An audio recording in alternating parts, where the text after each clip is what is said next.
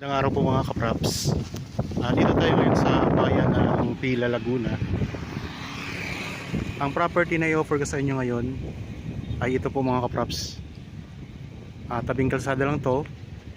Meron itong frontage na nasa 50 meters.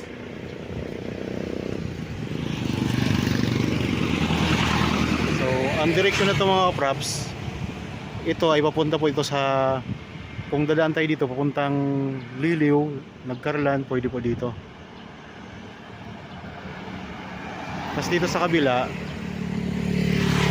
ang direksyon po naman na ito ay papunta ito sa town proper ng Pila. Ang distansya ng property papunta sa Pila ay nasa 4 minutes travel time lang mga kaprops. Meron itong bahay sa loob na kasama. Tara, pasok po tayo. Ako nga po pala si Bads, ang inyong mga kasama sa virtual viewing sa mga property na in-offer namin. Ang bakod nito sa harapan mga kaprops ay sementado yung poste, tapos may ano na siya, bakod na siya na, ang tawag dito yung parang screen mga kaprops. Ayan ang bakod niya. Okay, ating ikutin ang property. Yan, may kapitbahay na rin po kayo dito mga kaprops. Dito sa side na to, mayroon ng bakod na sementado, kasi bakod po yan ng kabilang property. So, ibig sabihin mga kaprops, hindi na kayo magpapabakod dyan. Dito na lang po sa, kung papalitan nyo ng bakod dito ang harapan na, ayan. So sa ngayon nga po, pansamantala, ang bakod sa harapan ay may poste na rin po yan na mga semento mga kaprops. Dito mayroong mga tanim na puno ng manggaw. Tapos may puno ng mabolo. Ito yung puno ng mabolo mga kaprops.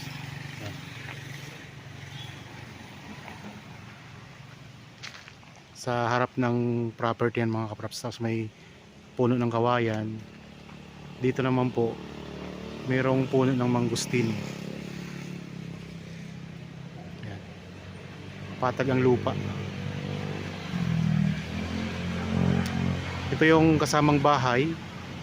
Tapos ito naman po yung isa. Dalawang bahay mga kaprops. So native po ang disenyo ng bahay. Pero ang poste niya ay sementado. Yan, tingnan nyo ang puno ng mangga, Indian mango. Meron na ring mga bunga yan mga kaprops. Ang sukat po nito ay 6,203 square meters. Ayan, tabing kalsada lang po tayo.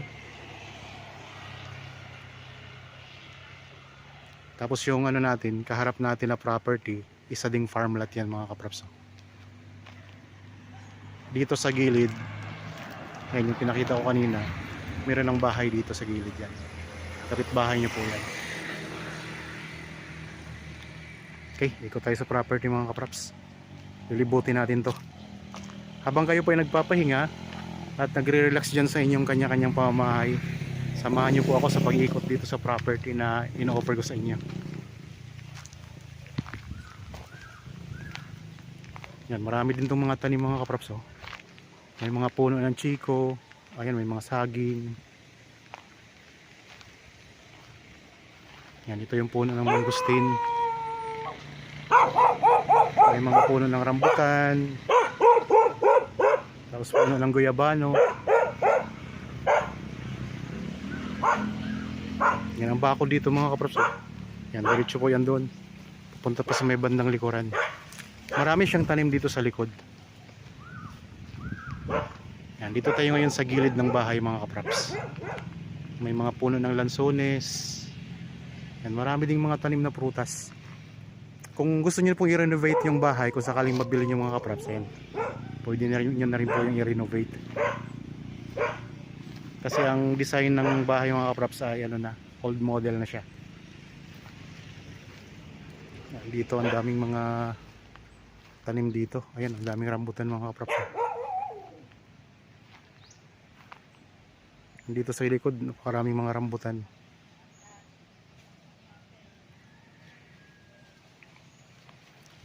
Mga saging. So lampas kalahating hektarya ito. 6,203. Yan, tingnan nyo yung ano, puno ng kamyas. Ang daming bunga ng kamyas. Masarap to sa sinaing na tulingan. Oh. Ang daming bunga mga kapatid ng kamyas. Okay, dito tayo sa may bandang likuran. Meron ding puno ng sampalok.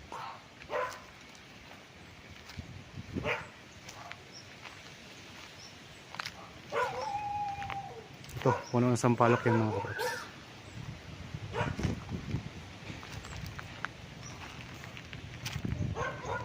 Dito tayo sa likod ngayon ng bahay. Iikot ko lang po ang camera. Kung interested po kayo sa property na ito lang po ang mga contact details namin sa inyong mga screen. Mayroon tayong Viber, cellphone number, Facebook Messenger, WhatsApp. Pwede kayong mag-message, tumawag, mag-chat o kayo mag-text mga kaprops. Magandang property kasi tabing kalsada lang to. At malapit lang po sa town proper ng nakakasakop na bayan ng Pila, Laguna. Tapos ang likurang bahagi nito, mayroong irrigation to mga kaprops. Pakita ko sa inyo ang irrigation.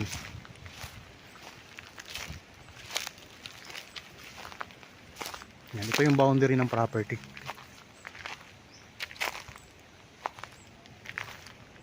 So sa likod po ito mga kaprops ng property. Medyo islanting dito ang korte ng lupa sa may bandang likuran. Itong irrigation na to, ito yung nagsusupply ng tubig sa mga palayan dito na malapit lang sa property. Doon kasi banda mga kaprops, pag lampas natin ng kalsada, meron niyang mga palayan dyan. Dito maraming puno ng saging. Oh.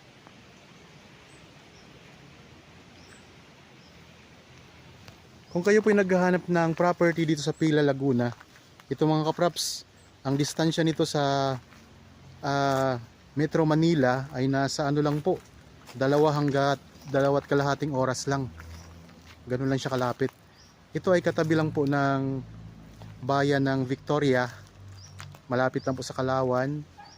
Katabi din po ito ng bayan ng Santa Cruz, yung kapital ng lalawigan ng Laguna. Yan, napakaraming tanim dito mga kaprops. Oh. Mga lansones, mga rambutan, marami ditong rambutan. Tapos meron ditong kulungan ng baboy.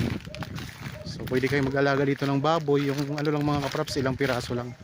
Hindi kasi dito pwede ang maraming baboy. Yan, meron sila dito kulungan ng baboy. Tapos mga kaprops, dito meron na ring bakod. Ayan.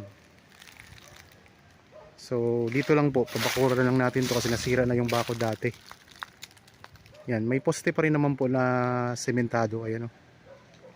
Yan, sementado ang poste niya mga kaprops. Tapos ang bakod niya, diretso doon. Dito sa likod ng property. Yan, ito yung kulungan ng baboy mga kaprops. May mga kapitbahay na rin naman po kayo dito. Meron ditong puno ng ang tawag ng puno na to. Ito, mayroong puno ng tambis to sa Bisaya. Ito mga kaprops. Makopa. So makopa nga pala to sa Tagalog. Tapos ayan, may kapitbahay din kayo dito. May bakod na rin po yan dyan mga kaprops. Meron din palang puno ng langka. Yan, puno ng langka. Tapos may puno ng santol dito. Iba't ibang prutas mga kaprops ang meron dito. Tapos dito, merong ano dito. Pwede nyong gawing fish pond. Ito, may malalim na bahagi. Tapos meron din siyang tubig mga kaprops. Pwedeng gawing fish pond. Pwedeng gawing swimming pool.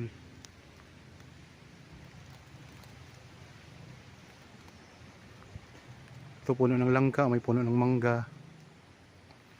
Tapos ito mga lansones dyan, marami.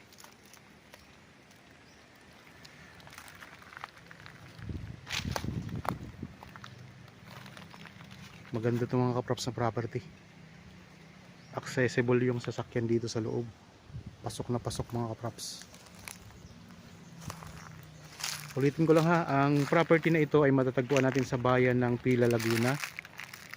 Ang sukat po ay 6,203 square meters titulado. Ang distansya lang po sa Metro Manila nasa 2 oras hanggat 2 oras at kalahati. Kung may traffic po yun mga kaprops. Napakaraming mga iba't ibang prutas. At mismong tabing kalsada lang po.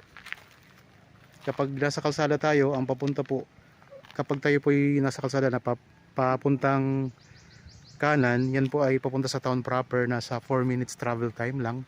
Dito naman po sa kaliwa mga kaprops ay papunta naman po sa Liliw, Nagkarlan. Pwedeng dumaan dyan Mahayhay papuntang Lukban, papuntang lalawigan ng Quezon. Yan, dito tayo ngayon sa may bandang gilid ng property sa likuran po. Ikot ko lang ang camera mga kaprops ha. Kung interested kayo sa property, pwede kayo magpa-schedule sa amin ng actual viewing para makita nyo ng personal ito mga kaprops. Babanggitin ko lang ulit ang mga prutas, mga lansones, rambutan, may niyog, mga saging, may mangustin, guyabano, mga santol. Yan dito, maraming santol. Malalaki yung puno ng santol. May langka at iba pang mga prutas. Merong kasamang bahay na dalawa mga kaprops. Old model nga lang po yan. Kaya pwedeng i-renovate nyo lang po yan mga kaprops. Meron ng linya ng kuryente at saka tubig. Okay. Tuloy-tuloy tayo sa pag-iikot.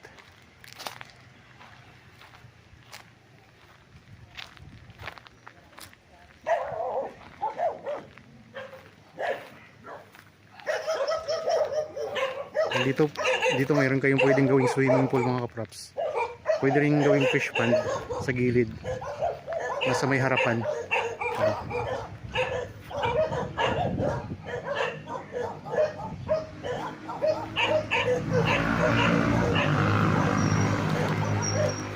Palibot na po ng bakod.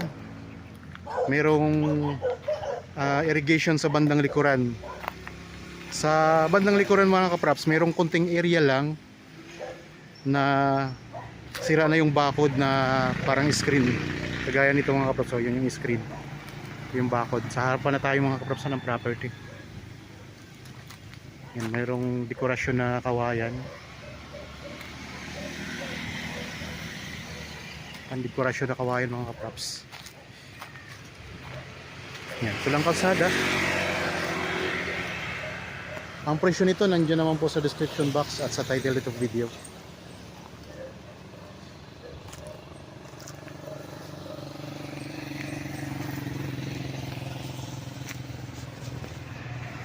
Okay.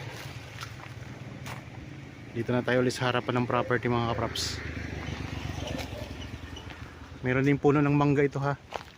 Tapos may mga halaman din mga kaprops yan. Dito sa bayan ng Pila, itong area na to ay hindi po ito binabaha mga kaprops. Kaya ayos dito. Patag na patag ang lupa. Yan dito sa mismong harapan, ito yung pinakita ko sa inyo kanina. Mayroong puno ng mabolo at saka puno ng mangga. Mayroon ding puno ito ng makupa mga kaprops ha. So ito lang yung gate oh.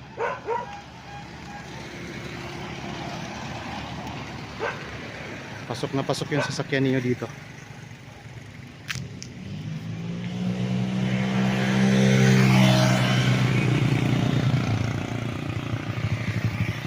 Yan, ito mga kaprops, nandito na tayo ulit ngayon sa kalsada. So ito yung kaharap ng inyong property. Isang farm lot din po.